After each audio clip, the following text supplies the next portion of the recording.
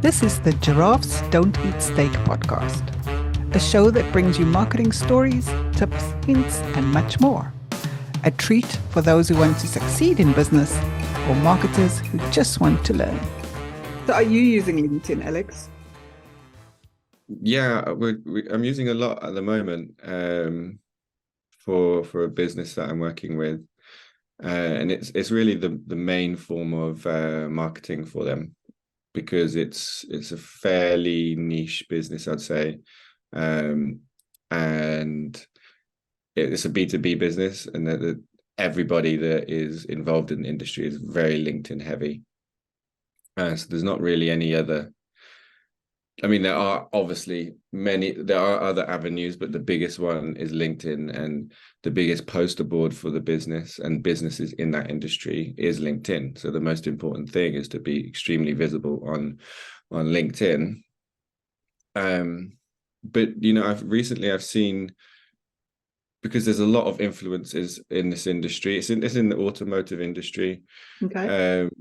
And there's a lot of influences in that industry, but I've seen quite a few different techniques and tactics on LinkedIn that actually, to be honest, there hasn't been a right or wrong.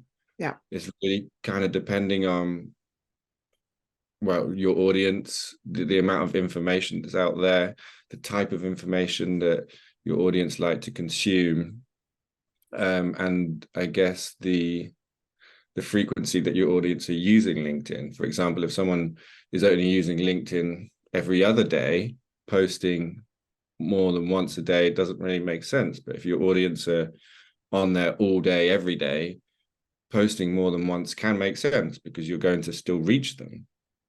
There's one guy in particular that I've been following, and to be honest, I didn't really think that this was a particularly sensible thing to do on LinkedIn, but he's posting 2-3 times a day. Yeah. And even with that, each post he's still getting, plus 200-300 likes, 40-50 comments on each post, which is a lot if you add it up over 2-3 posts a day, every day, all year. Yeah. But as I was saying, I think it works because the way that the industry is working, it's quite network heavy, and a lot of people are talking to people on LinkedIn. There's a lot of events going on in LinkedIn. There's a lot of information in LinkedIn. Whereas some other industries, you just go and look in the news, you look in industry publications, but this industry is very influencer and thought leader based. And where they're publishing is on LinkedIn rather than in publications. I mean, that is obviously still happening, but all I'm saying is that the biggest part or the biggest content source for all of that, it seems to be on LinkedIn. Yeah, I think LinkedIn is definitely a B2B place to be, right? And even more so, I'm starting to see more B2C as well, because it's people, right? People are on there. Yeah. I found that as well, because LinkedIn is very business heavy. There is the market for more, and I know you do this very well, so more personalized posts, adding a bit more of your life into it, which is kind of sometimes goes against the flow of LinkedIn if you are reading through the feed, because it's all very like business stat based, blah blah blah blah. But when you come across, like, for example, I posted something about a dog the other day. The business that I'm working for, they have the dog in the office. And and I know dogs do well anyway. And Dogs and babies. but it just breaks up the flow of the monotony of business, and no, or nothing real of someone. So sometimes when you show the real side of you, and you do that really well actually in your LinkedIn posts, it kind of it can break it up, break someone's feed up, right, and make you stop and then take a note. Yeah, I think, well, I'm not a LinkedIn guru by any means. I've only actually been active what's it now, 3 years that I've been active on LinkedIn. Before that, it was just my CV for when I wanted to change jobs, right? That's what it was. But, and I think I'm slightly in the middle, because you get the extremes, right? So you get the people that go all out personal. Oh, I'm feeling depressed today. Oh, I like my cat died, like all out personal. I'm not there. If you're comfortable with that, great. And then you get the other side, which is all business and sales push, like constantly buy my stuff, buy my stuff, buy my stuff. I've never done a buy my stuff post. I think even watch our podcast feels a really awkward for me. Yeah. It feels like, oh no. Yeah. But so I'm in the middle. I do like sharing my personality, because I think people that work with me, or with us even, right? They're coming for our personality. They're gonna like working with us. They're gonna like the things we talk about. We had last year alone, we had 3 off LinkedIn people that had just seen the posts, liked what we shared, liked the way we talked, and then contacted us and said, hey, do you want to work together, right? Yeah.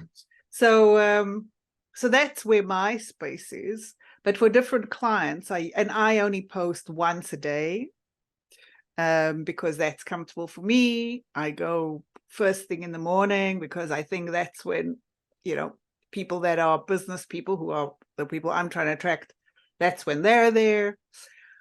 But for other clients, I've done different things. They've gone more often, which is fine. And the frequency thing is interesting. So, the one general rule is, if your posts are within 4 hours of each other, you cancel the previous post. Is that right? Sort of through the algorithm. Yeah, so that's the one thing I would say is don't post too soon. And that's not me. I've done some testing, but I follow some gurus that do the testing, right? They do the testing and they share the feedback. And that seems to be the general rule, is 4 hours. So if you're going to post multiple times, keep that, because otherwise you're wasting the first post. You're just wasting it. And I've seen it with one of the clients where there's multiple people using the LinkedIn account, and then they post back to back because they don't check. The first post is killed because each post needs to kind of gain a bit of traction, because it's like a domino effect, isn't it? Once one person likes it, sees it, the algorithm pushes it a little bit more. Exactly. And so you need that time for it to embed a little bit, and then as soon as the next one comes, someone likes it, then it's pushes that one back a bit, the previous one back a bit. No, exactly. And the algorithm will go, oh, that must have been a dud post. Let me start focusing on this new one. Yeah. So that's the one thing I would say. One of the gurus I follow suggests you post 4 times a day. Again, I'd say that's personality. That's not me. Personally, I can't. But some businesses, yes, that's the right thing. And I think the key to remember is it's not everyone seeing all 4 posts. And that's where we get stuck, right? We think it's one person that's going to be bombarded with these posts about you, and it's not.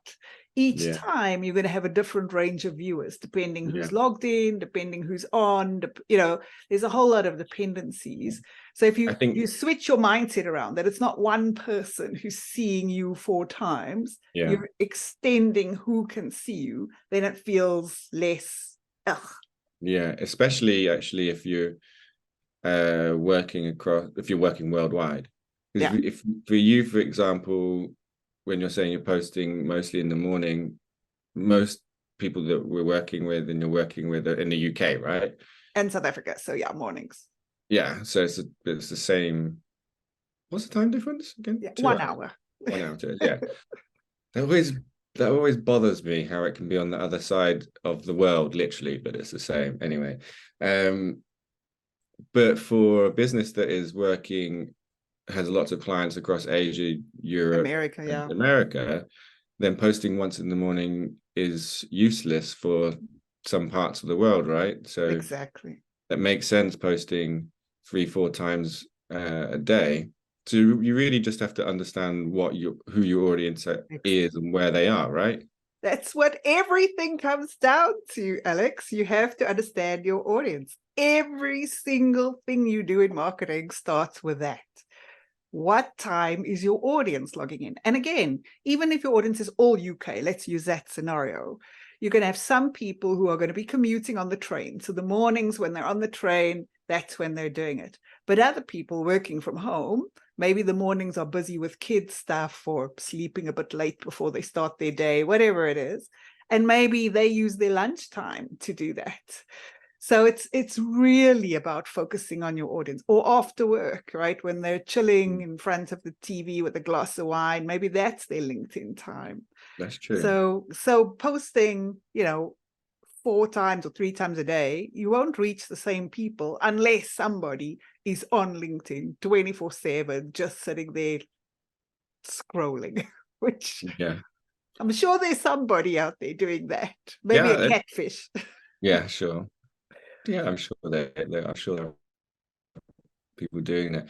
And for the, oh God, we could talk about LinkedIn for days, actually. There's so many things to talk about. There is. But I'll just try and stick to the posting frequency. And have you had any experience with, I can see what your answer will probably be, but have you had any seeing people who are posting across the weekends? Do you find like maybe B2C is better across the weekends, or B2B, or again, all depending on the audience, or it's all audience dependent for people? I've got lots of B2B clients who actually get better traction on weekends. Why? Because it's quieter, right? So it's quieter, there's less noise, so you have more chance of your post being visible. Because if you look at most people post during the week, be the Monday to Friday slot. So then on the weekends, you can get a lot more traction. I've got a friend actually who does sales training, really, really awesome at sales training.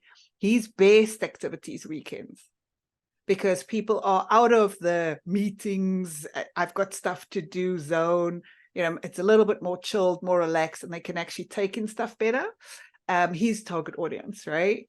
And so his weekends works better for him. Okay. Yeah. But the other thing I want to say, and this, I've actually had this conversation recently with a client. If you don't feel like posting, don't, right? There's nothing worse than forced, especially if you're going down the more personal route. If you're using, and again, we need to talk about posting as a person versus posting as a company. I think that's also quite a good distinction. Yeah. But if you don't have any, she was like, oh, Erica, I just don't have anything to say today. So give it a skip. Okay, it's not the end of the world. The reason you post regularly is to train your audience to look out for you at a regular time, right? So they know, and algorithm, I guess, as well. And algorithm. So they know that it's going to be coming. But if you have an off day, rather than some people post, I'm having an off day today, so this is my post.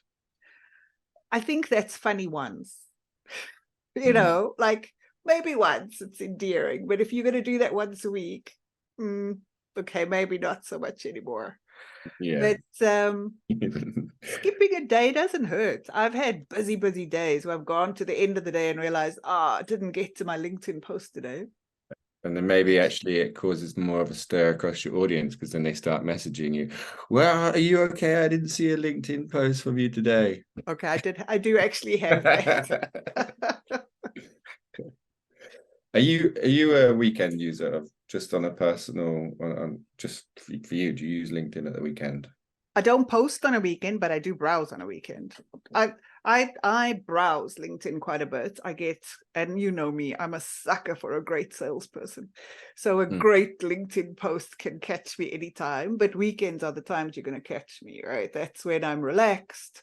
I'm browsing for personal use rather than has my post gone out, have my clients' posts gone out. Like in the week, I'm kind of in that businessy mindset. So posts kind of go past me, whereas weekends, that's where you're more likely to get me to click.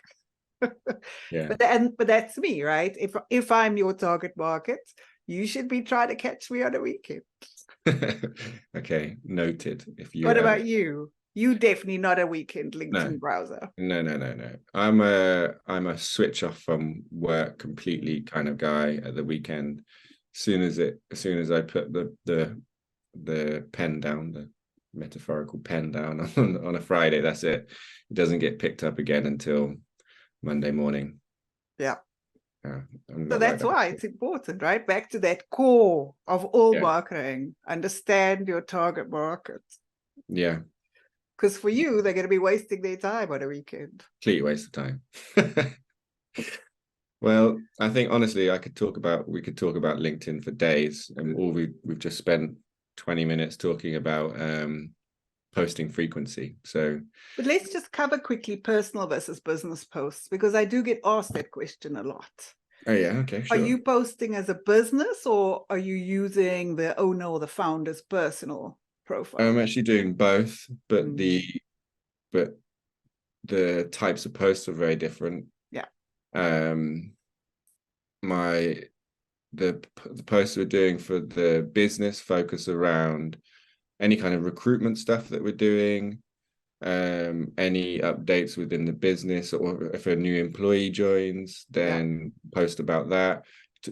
Post about job posts. We do stuff like weekly news roundups, what's been going on in the news that week. Kind of that's a lot. There's less of it's more focused just around the business. It's still not necessarily selling. Sometimes we do, and when we do blog posts, and it's like it's a platform to promote our blog posts and things like that. Whereas from the owner, who is really the face of the business and is the thought leader and is the reason people come to the business to buy, to work with, really. They're a lot more position him as a thought leader around his knowledge and experience within the industry. It's really just to elevate him, basically. That's what so they're very, very different in style. And engagement differences? Oh, massive. The engagement on the business one is nothing compared to his. I think People buy from people, right? LinkedIn is for people. People buy from people. And the thing with the business is, they're trying to sell you something. It's kind of, you kind of know already. Like if you get even mail, right, that's got a logo on the front, it's a sales pitch. Like you just, or a bill.